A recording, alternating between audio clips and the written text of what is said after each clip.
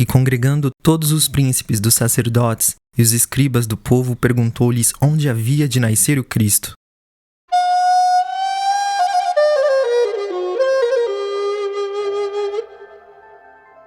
Os príncipes dos sacerdotes. Por príncipes dos sacerdotes, entende-se aqui não apenas o sumo sacerdote e o seu substituto, mas também os líderes ou chefes das 24 classes em que Davi dividiu as famílias sacerdotais. E Davi os repartiu por turnos, segundo os filhos de Levi, Gerson, Coate e Merari. Escribas. Por escribas, no Novo Testamento, entendem-se homens eruditos, especializados na lei, ou os advogados da nação. E um deles, doutor da lei, interrogou-o para o experimentar, dizendo: eles mantinham os registros dos tribunais de justiça, os registros das sinagogas, escreviam artigos de contrato de compra e venda, contrato de divórcio, etc. E eles eram chamados de escribas pelo fato de escreverem esses registros públicos. Entretanto, não eram uma seita religiosa, mas podia haver escriba fariseu ou saduceu, por exemplo. Os chefes dos sacerdotes e os escribas aqui mencionados são designados como o Sinédrio, ou o Grande Conselho da Nação.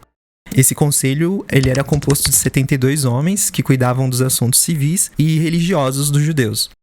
Nessa ocasião, Herodes, alarmado, os convocou, supostamente para fazer perguntas a respeito do nascimento do Messias. Perguntou-lhes, inquiriu ou perguntou. Como eles eram os homens eruditos da nação e como era sua função estudar e explicar o Antigo Testamento, presumia-se que eles soubessem o que as profecias haviam declarado sobre esse ponto.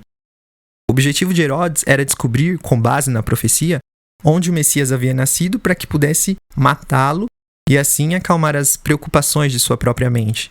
Ele parece não ter tido nenhuma dúvida sobre o tempo em que o Messias nasceria, tanto que ele já estava convencido de que o tempo tinha chegado. E eles lhe disseram, em Belém da Judéia, porque assim está escrito pelo profeta. Pelo profeta. O Sinédrio respondeu sem hesitar. A questão de onde ele nasceria já havia sido resolvido pela profecia. Essa profecia é encontrada em Miqueias 5:2. Vejamos. Mas tu, Belém Efrata, embora sejas pequena entre os clãs de Judá, de ti virá para mim aquele que será o governante sobre Israel. Nessa profecia, tanto o local do nascimento quanto o caráter do Messias estão tão claramente delineados que não havia espaço para dúvidas. Devemos observar que há uma diferença considerável entre a passagem citada pelo Sinédrio e o que está registrado em Miqueias. O ponto principal, no entanto, foi mantido, que é o local do nascimento. Mateus não é responsável pela citação exata do texto. Ele afirma apenas que os principais entre os sacerdotes e escribas deram essa resposta a Herodes, e que Herodes ficou satisfeito. E tu, Belém, terra de Judá, de modo nenhum és a menor entre as capitais de Judá, porque de ti sairá o guia que há de apacentar o meu povo Israel. Não és a menor. Em Miqueias diz, ainda que sejas pequena. Embora seja um lugar pequeno no que diz respeito à população, ainda assim não será pequena, nem terá a menor honra, porque o Messias nascerá ali.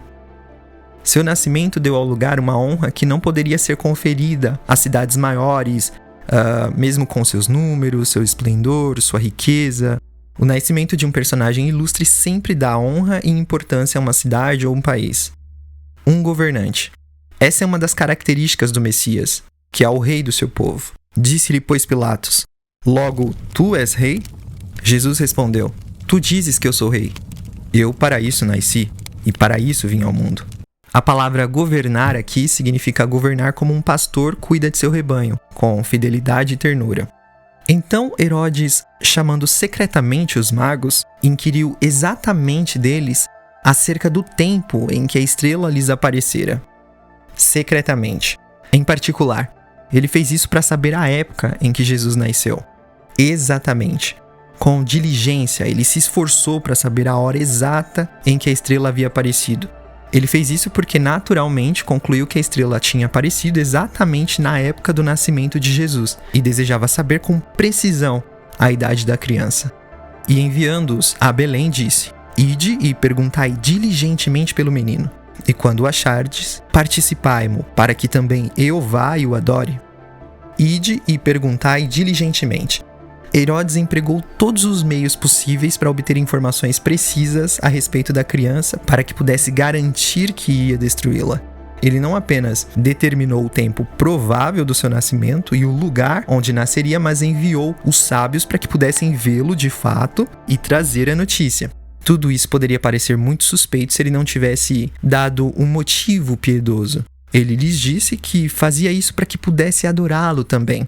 E com isso podemos aprender que, primeiro, as pessoas perversas muitas vezes encobrem seus maus desígnios, seus planos malignos sob a aparência de religião ou de piedade.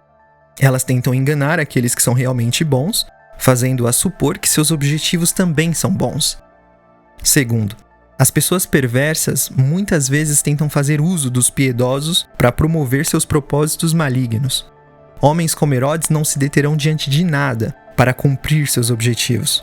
Eles se esforçam para enganar os simples, para seduzir os desavisados e para iludir os fracos, a fim de realizar seus próprios propósitos de maldade. Por fim, o plano das pessoas iníquas geralmente é muito bem planejado. Essas pessoas fazem pesquisas cuidadosas e tudo isso tem a aparência de religião, de bondade, mas Deus percebe a intenção dos seus corações. E embora essas pessoas possam enganar a muitos, elas se esquecem que Deus não pode ser enganado. Os olhos do Senhor estão em todo lugar, contemplando os maus e os bons.